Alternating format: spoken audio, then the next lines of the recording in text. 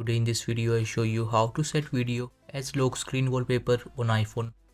For this you have to download Video to Live app.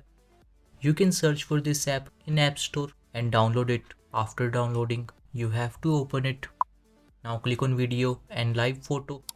Scroll down to find the video that you want as wallpaper. Select your video and click on next. Now you can adjust video length by this icon. After selecting video length, click on make. Select live photo. Now after watching ad, your video will download. Click on OK and go back. Open notification panel. Press and hold on to your screen. Slide this. Select add new. Click on photos.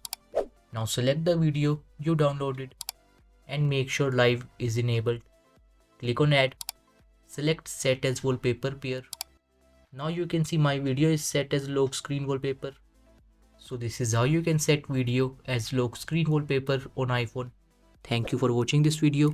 Please like this video and subscribe to my channel for more interesting videos like this.